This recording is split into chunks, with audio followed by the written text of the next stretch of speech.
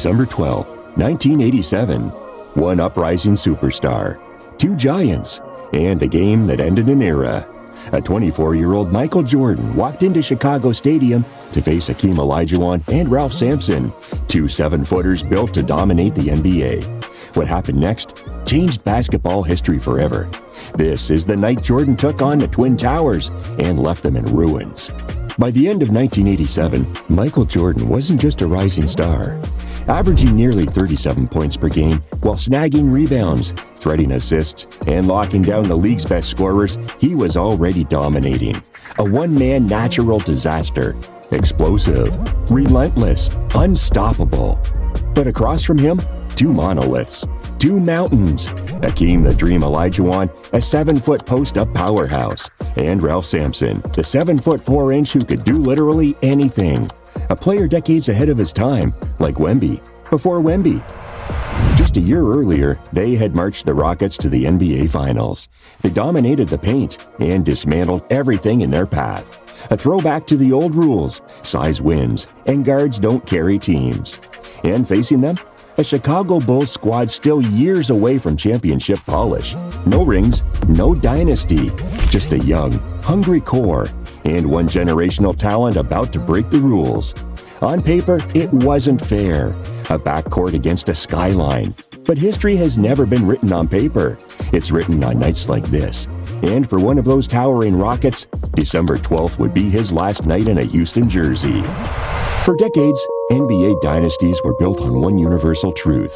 If you wanted to win it all, you needed a generational big man. From George Mikan's fundamentals, to Wilt's dominance, to Russell's rings, to Kareem's skyhook, the blueprint for greatness was etched in the paint. The bigger your man in the middle, the better your shot at glory. The Houston Rockets understood this better than anyone, so they doubled down, literally. They didn't just get one generational big man, they got two. Hakeem Olajuwon, a 7-footer with balletic footwork, elite timing, and defensive instincts that bordered on clairvoyant. And Ralph Sampson, a 7'4" unicorn before the term existed. Rookie of the Year, Final Four MVP, and ball-handling skills in a skyscraper's frame. Together, they were the Twin Towers, the ultimate cheat code in an era still ruled by height, strength, and paint supremacy. And for a while, it worked.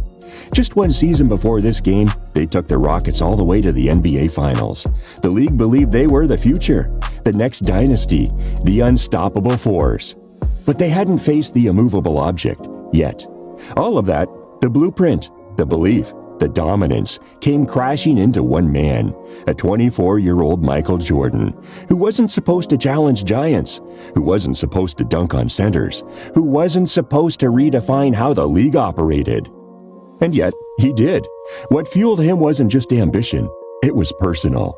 Because on draft night, 1984, the Houston Rockets had the #1 pick in a loaded class.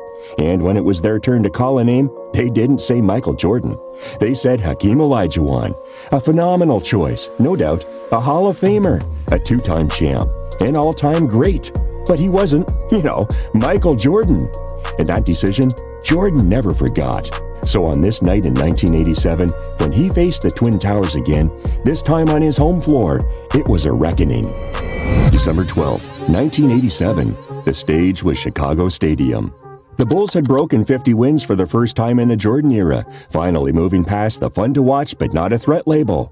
But that night, they would have to prove it against one of the best teams in the Western Conference. However, Hakeem was the first to break the deadlock. His footwork was sublime.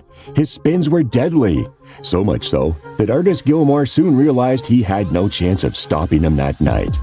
But Jordan responded quickly. He always did. After receiving the ball in the left corner, MJ decided to go to his right with one dribble before pulling up and knocking down the midi, taking advantage of Gilmore's screen. Right after that, Michael attacked again, this time from the right wing. While guarded by Purvis Short, Jordan played give and go with Gilmore before stopping dead in his tracks at mid-range to score his second pull-up jumper of the night. And although Hakeem was doing the same on the other side of the court, taking advantage of his superiority in the paint and scoring points with his fundamental game, Michael was taking advantage of his privileged athleticism. Look at the ease with which Jordan flies through the Chicago skies before dunking the ball on 7'4" Ralph Sampson's head. Simply unreal. A play straight out of NBA Jam more than real life. Not only that, but on defense, Michael came to Gilmore's aid. On a few occasions, MJ was even able to swat his shot before it left his hand. In fact, Michael's defensive pressure in that game was absolutely dominant. I can prove it to you very easily, because moments later, Jordan did the same thing again, this time on Purvis Short's jumper, his second block of the night, in the first quarter. Even with Ralph Sampson showing his quality, taking on the duties of a guard, Michael was too much for them. Look at how unstoppable he was in those semi-transition situations. If you were too close, he was gonna blow by you. If you're too far away, he was gonna knock down the jumper in your face. You had to resign yourself to the fact that the bucket was gonna go in either way. Interestingly, we also saw an iconic MJ play, something he would repeat a decade later in the finals against the Utah Jazz and Karl Malone. Look at how when Hakeem receives the ball at the post, Jordan comes from his blind spot to deflect the ball. I repeat, he was everywhere that night on the defensive end. In addition to scoring, Jordan was also using his gravity to find open looks for his teammates. Here, he makes the defense collapse and then folds the ball to John Paxson for the long two. However, despite Michael's efforts, the Bulls were far from deciding the game at halftime. Yeah, they were up by 5 points, but the Rockets' interior superiority over the Bulls caused continuous imbalances on both sides of the court. To keep up with them, Michael not only had to score like a guard, he also had to defend like a big man. But luckily for Chicago, Jordan was playing what was probably the best defensive game of his short career. I mean, want another example?